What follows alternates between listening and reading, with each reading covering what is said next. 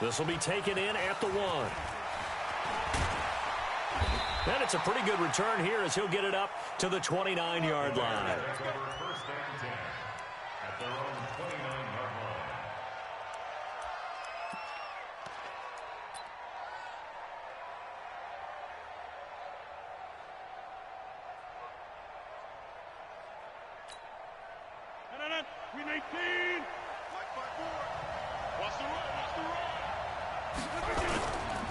A carry for Devontae Freeman, who missed most of last season. That's good for 21 yards and a first down. You know, I have a pretty good friend, Charles Davis, who tells me that when he sees plays like that, strong runs to the right, reminds him of the 1960s Green Bay Packers. Boy, those were the days back when the fullback actually carried the ball as well as blocked. Then you had a halfback. You had pulling guards, guys who could get out and run. And you can hear the great coach saying it back then. So we get a seal here and a seal here, and we run this play right in the alley. And now a throw on first down there, but it's incomplete.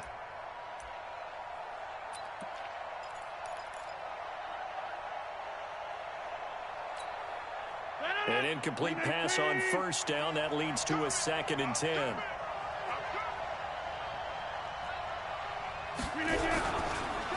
On the counter, Devontae Freeman. They'll wind up getting 10 back as that sets him up for 3rd down. Despite the blitz, they're still able to pick up a nice, solid gain. The disadvantage of blitzing often alters the normal spacing and run fits and leaves creases like they were able to exploit right there. On 3rd down, Devontae Freeman. 20, 10, touchdown, Chicago. Devontae Freeman, his 2nd touchdown on the season. And they are able to strike first here on their opening drive. So they get the ball on the opening drive. They take it in for the score. And how about setting the tone right away? Everyone talks about wanting to do that, but you always hear it in every locker room. First 5 minutes of the game, who's going to set the tone? Who's going to take control? Guess who just did? Well, now on the next drive, when you score that quickly or you're scored that quickly against, probably feel like you need to respond. Yeah, without a doubt. In other words, you've actually put the pressure even more so on your opponent.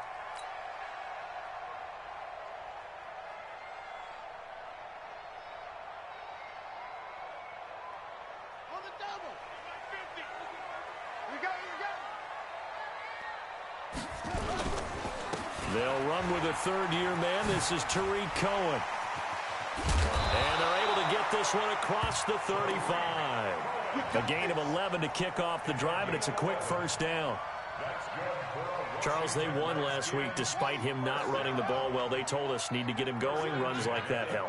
And they talked to us about leaning on him because, as you noted, last week they didn't have to. Still won the ball game. They leaned on other people to give them the yardage that they needed, but they really want him to be that guy, and that's what they're doing early in this game. Up front, the struggles continue for this offense among the line. What can they do? Change the play calling? What? I think part of that, yes, changing some of the play calls, some screens, some draws, some misdirection. You want to run any type of a play that will influence these guys and continue to get upfield and find a way to use that against them and slip things in behind them. So some quick passes could work as well.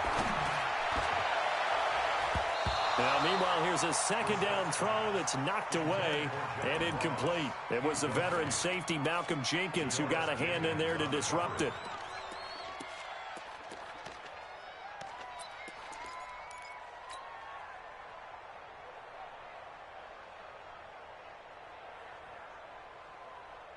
An incomplete pass on that last play, and that means they'll need to come up with something here on 3rd down. From the shotgun, it's Brissett. And the throw there going to be incomplete. Certainly looked like they were getting ready to convert there on 3rd down, but what an effort to get his hand on that one, knock it away, and brings up a 4th down decision. Out is Rigoberto Sanchez. And how about this, a fake? Oh, and this turns into a mess as it's intercepted. He's picked off just shy of midfield. And Brandon, the passing game for both of these teams is going to be affected as the game goes along. It's not looking like the rain's going to let up anytime soon, so that might mean a few more wobbly passes and wide receiver slips. And this one winds up getting intercepted.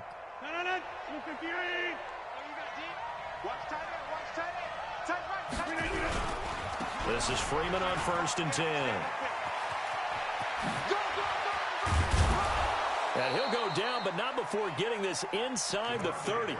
That's good for 21 yards and a first down. One thing's for sure, this defense has to figure out how to stop the ground game.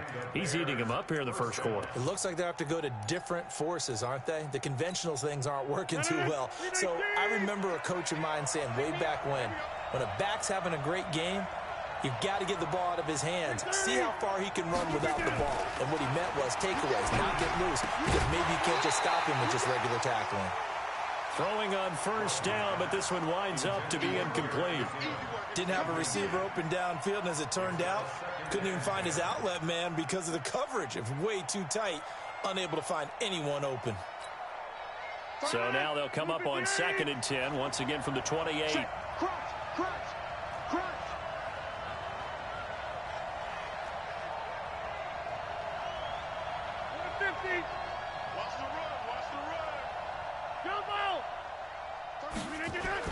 Rodgers going to throw again. And I think that one might have been intercepted, but he will be ruled out of bounds. So this will go only as incomplete. I don't care what game it is. Everyone's always looking for an early advantage, an early break, and they almost had one there. That should have been an interception. Nice catch. Just couldn't get his feet down in bounds. And offensively lucky to have that one back. Here's McKinnon. And down inside the 15, shy of the 10. 16 yards is the pickup there on a first down for Chicago.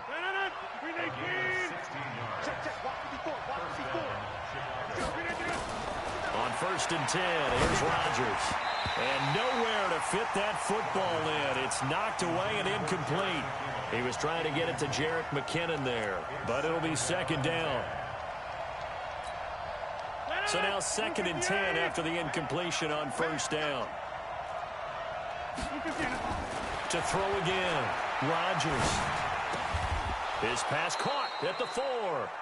And the stop will come inside the 5 at the 4.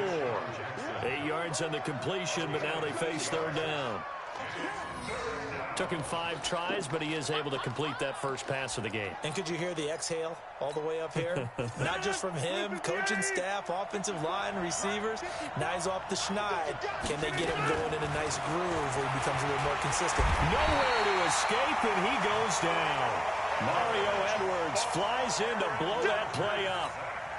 Well, it's about how teams are so competitively matched, and you just want to make those plays.